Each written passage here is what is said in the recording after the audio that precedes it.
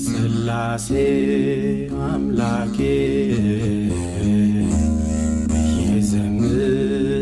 ይዘምራለው ስላሴ አምባዬ ይቀኛለው ሰማይና ምድር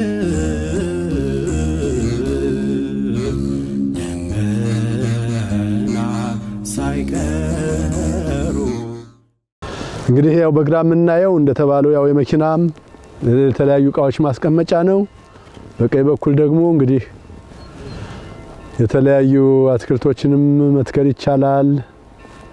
በበጋ ደግሞ በዓል ማዘጋጀት ይቻላል፣ ጉባኤ ማዘጋጀት ይቻላል።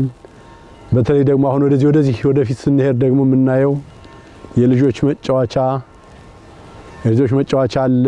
አሁንም ያሉ የሚጫወቱበት አለ። ሰፋ አድርጎ መስራትም ይቻላል። ብቻ ለብዙ አገልግሎት የሚውል ቦታ ነው። እንግዲህ እንደምታዩት እኛ ለምናስበው ላቀድነው እቅድ በቂና ከበቂ በላይ ነው ቦታው።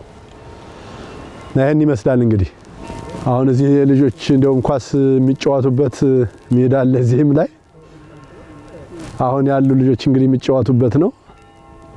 በአጠቃላይ እንዳልኩት የቦታው ስፋት በካሬ 17400 ነው። እንደምታዩት ህንጻው እዚያ ነው ያለ። ከዚያ በኋላ ደግሞ ያለውን ቦታ እንግዲህ የምናየው ነውና በጣም ሰፊ ቦታ ነው።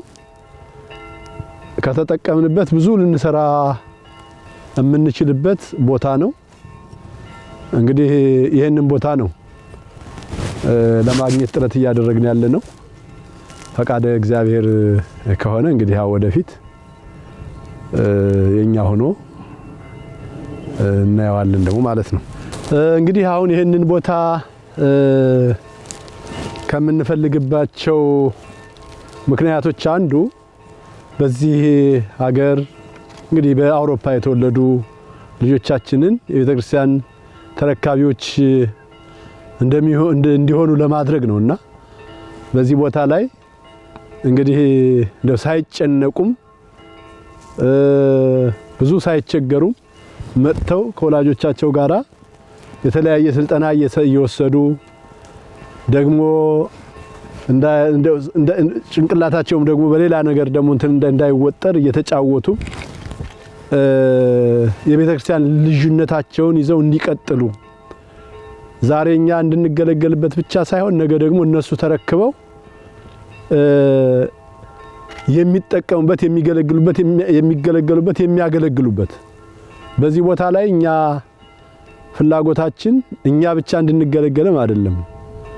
ክርስቶስም ደግሞ የተናገረን ያስተማረን ለኛ ሰዎች ብቻ እንድንናገር እንድንመሰክር እንድንሰብክ አይደለም እና በዚህ አካባቢ የምናውቀው የሃይማኖቱ ነገር እየደከመ ያለበት ቦታ ስለሆነ ልጆቻችንም አብሮ እንዳያደክም ጥንቃቄ ማድረግ እንዳለብን ሆኖ ከዚያ በተጨማሪ እነሱንም የማምጣት የመሳብ ፍላጎት ስላለ ለዚያ ስራ ሁሉ የሚያገለግል መጀመሪያ ግን የኛዎቹን በደንብ ከያዝናቸው ነው ሌላውን ሊያመጡ የሚችሉ። እነሱን ሳንይዝ እነሱን ስትሰደን ሌላ ማምጣት ስለማይቻል ሰዶ ማሳደድ ነው የሚሆነውና ከዚህ አንፃር ይሄ ቦታ በተለይ ወጣቶችን ህፃናትን በቤተክርስቲያን ውስጥ እንዲያድጉ ለማድረግ በሌሎቹ የምንቀናው በእውነቱ በአት አብያተ ክርስቲያናት የምንቀናውን መንፈሳዊ ቅናት እንግዲህ እግዚአብሔር አውቆ ያዘጋጀልን ቦታ ይመስለኛል። እኔ እስከሚደንቀን ድረስ በሌሎቹ አት አብያተ ክርስቲያናት ገዳማት በተለይ በበጋው ወቅት ከመላው አውሮፓ ወጣቶች እየተሰበሰቡ ለአንድ ሳምንት ለሁለት ሳምንት ትምህርት እየተማሩ እንዳይሰለቻቸው ደግሞ ከህግ ያፈነገጠ ጨዋታ ሳይሆን በልጅነታቸው ማግኘት የሚገባቸውን ጨዋታ ሁሉ እየተጫወቱ ደስ እያላቸው እየናፈቃቸው የሚመጡባቸው ገዳማት እንዳሏቸው እናውቃለንና የኛም እንደዚያ እንዲሆን ነው የምንፈልገውና ይሄንን እንግዲህ የኛ ለማድረግ የሁላችንም ትብብር በተለይ ደግሞ የእግዚአብሔር ፈቃድ ደግሞ ያስፈልጋልና በዚህ አጋጣሚ እንግዲህ ሁላችንም ይሄንን አውቀን ማድረግ የሚገባን ሁሉ እንድናደርግ አደራለሁ ማለት ነው። እግዚአብሔር ይጠብቅልን። ስላሴ አምላኬ ይዘምራለው ስላሴ አምባዬ ይቀኛለው ሰማይና ምድር